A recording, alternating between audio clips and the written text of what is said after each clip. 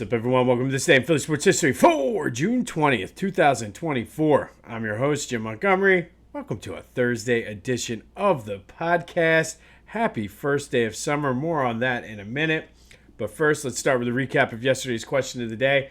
I asked you, are the Sixers in a better position to win a championship today than they were in 2013 at the official start of the quote-unquote process?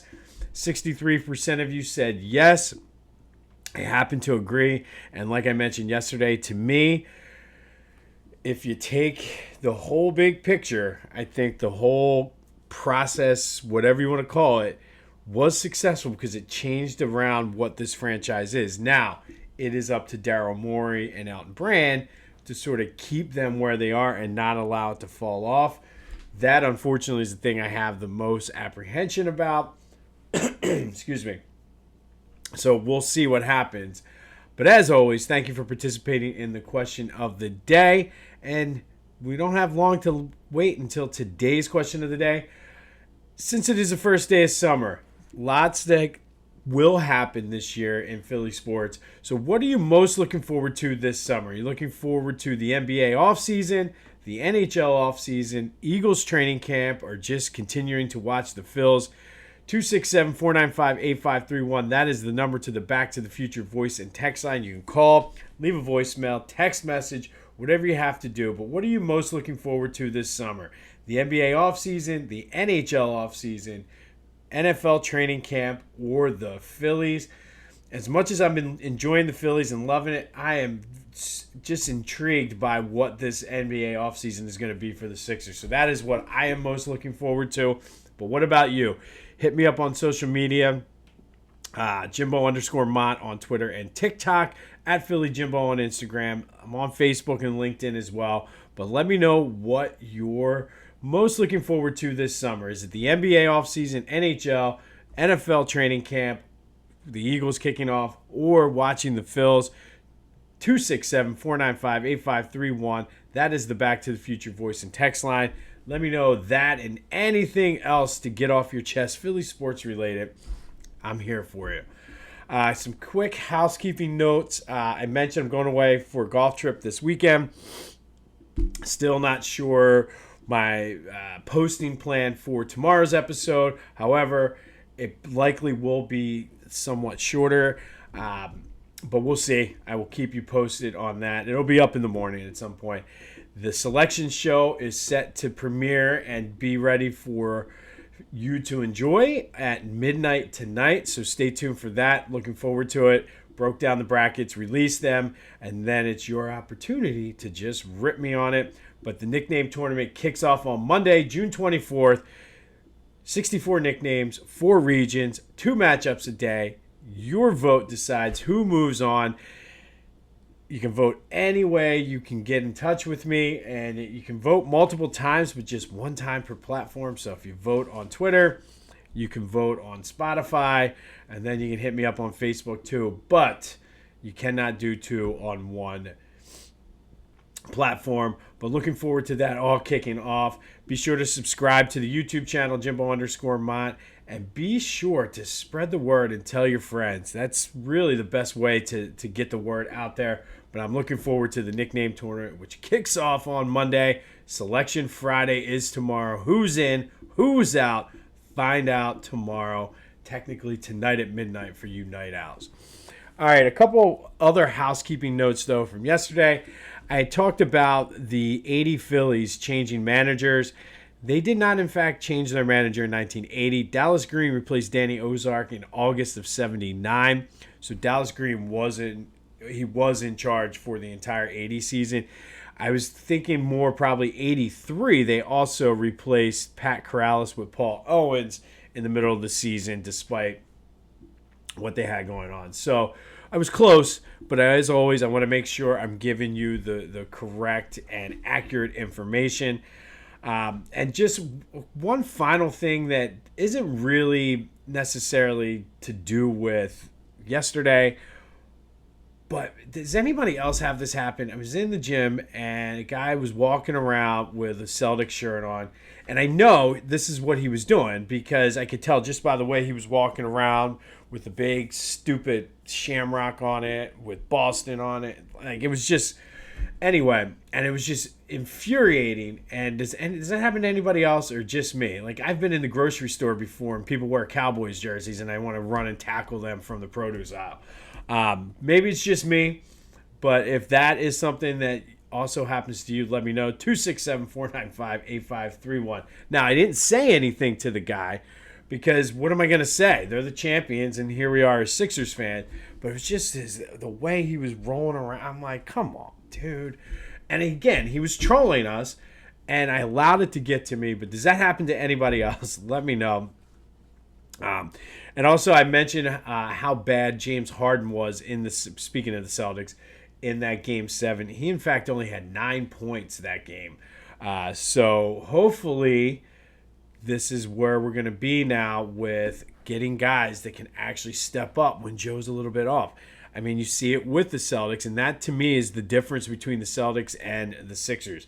I don't necessarily think they're that far apart. It's what they do when Joe is off. So hopefully that will get better. But might as well stick with the Sixers. And could James Harden, speaking of James Harden, could he possibly derail any hope that the Sixers have to get Paul George? Apparently on Paul George's podcast, he basically said, what people don't understand is we talk, our players talk, and we ask, what's this organization like? What's that? I'm sure his teammate, James Harden, he has talked to, and I'm sure James Harden has not spoken glowingly of Daryl Morey. So it just depends on how much he does talk to it and how much stock he puts into that. But James Harden could come back to bite us in the ass one last time because, well, why not? I guess because Daryl Morey is a liar.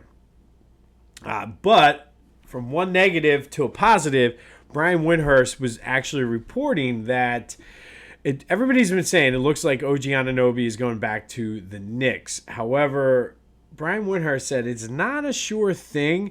He may opt to test the free agent market because he's not thrilled with what the Knicks are offering. I mean, we had talked before about the Knicks wanting to put some of that incentive based on games played just to kind of cover themselves in case he gets injured.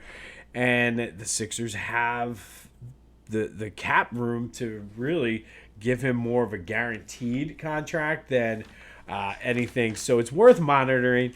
I'm not sure if anything's going to come out of it, but Brian Windhorst is like, not so fast, my friend. So that could be OG is my first choice of anybody if they could sign him over Paul George.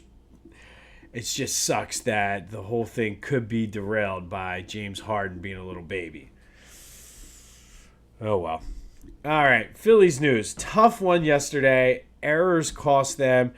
And I hate to say this, they're already missing Johan Rojas' glove in the field. And that did not take long.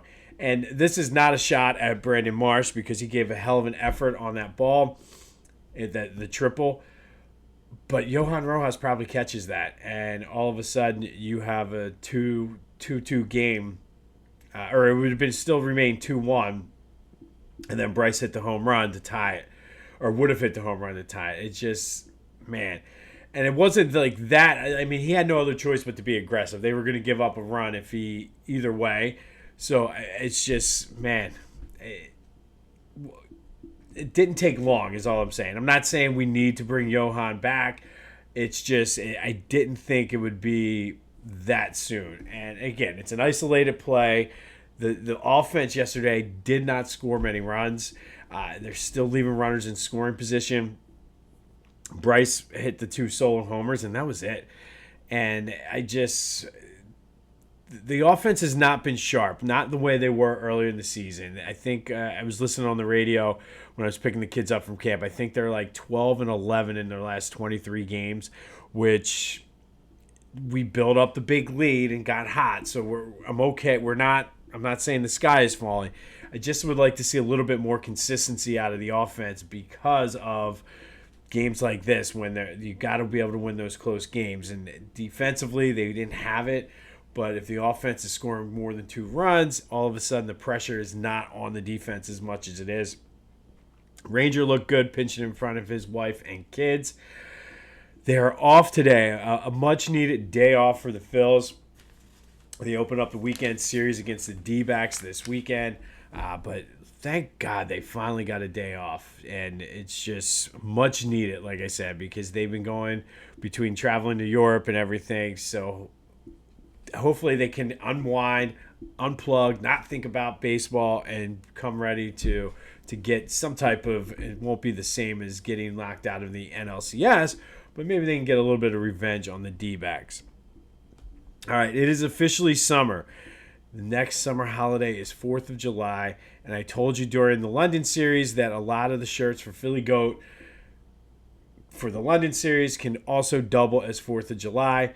Get your Britain Blue a 13 colony lead. That is, I love that shirt. And you can get that and then buy some canvas loafers to match. So go to phillygoat.com, get your Britain Blue a 13 colony lead, buy some shoes to match, and then don't forget to use the promo code Jim Montgomery for 10% off your order. That's phillygoat.com, promo code Jim Montgomery for 10% off of your order. All right, so the Eagles are kind of in the news, and the big thing I saw yesterday were Jalen Hurts and Charles Barkley and Saquon Barkley, Ron Barkley, working out together, getting their timing and everything done. And A.J. Brown called for the receivers of the NFL to get together for a weekend to do some work and get better. He called out, he said the tight ends do it, the offensive linemen do it, D linemen do it. He's like, come on, let's not be divas. Let's do it. And I kind of like him stepping up and taking more of a leadership role, not only with the Eagles, but just league-wide.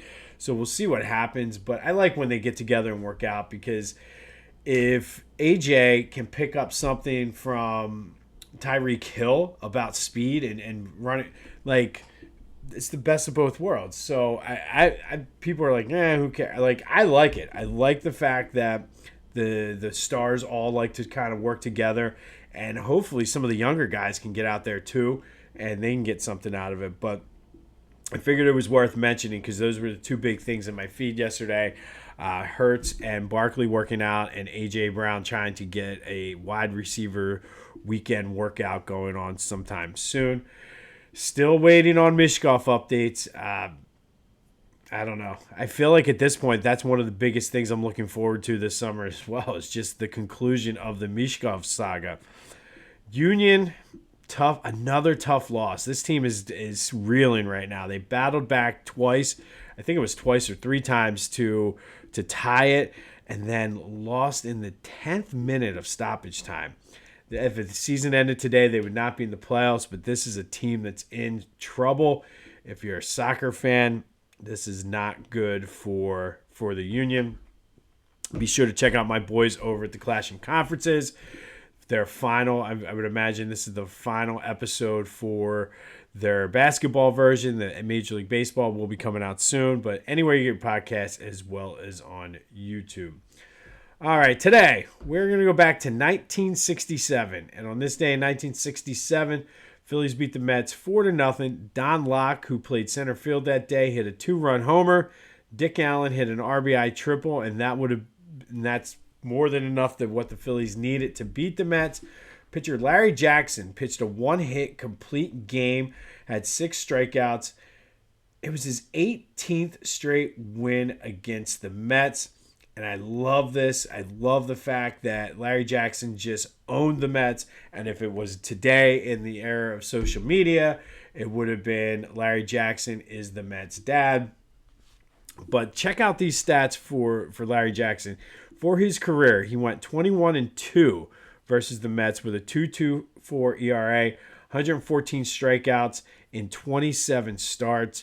He just was a dominant pitcher against the Mets for 91% winning percentage. So 91% of his starts against the Mets he won. That's not the most wins though in all time against the Mets. Greg Maddux owns that distinction. He went 35-19 in his career versus the Mets. Steve Carlton, for what it's worth, went 30-36. But keep in mind, he played on a few terrible, terrible teams over the course of the beginning parts of his career. So sometimes his win-loss record was not necessarily his fault. So Larry Jackson, more on him. And he was a Mets killer. However, probably not known or best known by our dads and our grandfathers as a Mets killer. They remember him for a different reason, and that is because in April of 1966, he was traded with Bob Bull from the Cubs for Adolfo Phillips, John Hernstein, and Ferguson Jenkins. And Jenkins, as it's well documented, only went on to have a 19-year career, 284 wins, a 3.34 ERA, over 3,000 strikeouts. He was a three-time All-Star, won a Cy Young, and as well a Baseball Hall of Famer. And to top it off, could have ended up playing with Carlton throughout the 70s, and maybe the Phillies would have won a couple more World Series. But we ended up with Larry Jackson and Bob Bull. But Larry Jackson, to his credit, had 194 wins. And he was a five-time All-Star pre-coming to the Phillies, though, and had over 1,700 strikeouts. Bob Bull added another 166 wins, 1,200 strikeouts himself. Basically, the Phillies got two guys that were the equivalent of one that they got in that trade. And Ferguson was probably one of the kind of a throwing guy for that trade. So even though Larry Jackson beat the Mets today for the 18th time and was a Mets killer throughout his career, he's probably best known for being one of the guys that the Phillies traded Ferguson Jenkins for. Didn't really work out too well for the Phils, but on this day, it was 4-0 Phils over the Mets. Larry Jackson pitched a one-hit complete game for the 18th straight win against the Mets. So if the Phillies played the Mets the entire time, the trade would have been worth it. Finally, today, we're going to take a trip down Phillies Memory Lane and take a look at Ricky Jordan, first baseman. He is today's spotlight. I loved Ricky Jordan. I'll just say that right from the beginning. He was a first-round pick in 1983 with the Phillies, played with the big league club from 88 to 94. He hit 284, 54 home runs, 300 RBI. Hit a home run in his first official at-bat. He walked in his first, and I remember specifically watching this game when he came up and hit a home run. And then he hit another home run his next game and finished out that 88 season when he got called up with 11 homers, hit 308, 43 RBI, I think in like 273 at-bats or something. So lots of potential, lots of, oh my God, this guy is going to take over for Mike Schmidt now that Schmidt's getting a little bit older. And came back out in 1989 and hit 282. Not bad. 15 homers, 75 RBI. Not good, though. Never really became the star that we thought he was going to be. By the end of his career in Philly, he became Jim Fragosi's Sunday first baseman. Jim Fregosi, if you remember, liked to give the starters off. The regulars, like Dalton, none of those guys usually played on Sundays. So Ricky Jordan became the guy. Lots of hype. He was on a bad team. It was the end. Everybody was looking for the heir apparent for Mike Schmidt. I thought it was going to be Ricky Jordan. Never turned out to be. And he was also on some pretty bad teams too until Jim Fregosi and the 93 Phillies went on that run. I remember seeing Ricky Jordan at a Reading Phillies game. He was one of the first autographs I ever received. I probably likely have it somewhere still at my parents' house. But unfortunately, he never did become the heir apparent despite that little stretch there and was reduced to a role player. But Ricky Jordan was always one of my favorites. Probably unwarranted love for Ricky Jordan, but I think the combination of seeing him in Reading and the fact that I don't know. I was just looking for the next thing because I knew Mike Schmidt was near the end of his career. Huge Ricky Jordan fan. Just never was living up to the hype. But Ricky Jordan is today's Phillies Memory Lane spotlight. On this day in 1967, the Phillies beat the Mets 4-0. Larry Jackson pitched a one-hit complete game for his 18th straight win against the Mets, but Jackson is probably better known for being one of the guys that the Phillies received when they traded Ferguson Jenkins, one of the many times the Phillies traded, or maybe not many times, but one of two that I can count that the Phillies traded a future Hall of Famer to the Cubs for a bunch of nothing. But that seems to be the way it goes. Be sure to let me know what you're most looking forward to this summer. The NBA offseason, the NHL offseason, Eagles training camp, or just watching the Phils. 267-495-8531. Get that and anything else off your chest on the Back to the Future voice and text line. Stay tuned tomorrow morning, first thing, for the Ultimate Philly Sports Nickname Selection Show. Breaking down the brackets, and then feel free to rip me all weekend. I deserve it, but be ready for the tournament to kick off on June 24th. That is this Monday. Looking forward to it, and then let me know what you're most looking for this summer. Got anything Sixers? What do you think about James Harden possibly derailing us getting Paul George? That would be like the most Daryl Morey thing ever if that would happen, because you know it's going to happen. And also, let me know, do you think the Phillies should have kept Johan Rojas? It was yesterday just an isolated play that we're too hyper-focused on because Johan just got sent down. Share your thoughts on that. Anything else Philly sports related on my social media, on the Back to the Future voice and text line, whatever you need to do. It's going to be another hot one today, so stay hydrated out there. But this has been This Day in Philly Sports History for June 20th, 2024. I'm Jim Montgomery. Go have yourselves a Thursday. And until next time, I'll see you when I see you.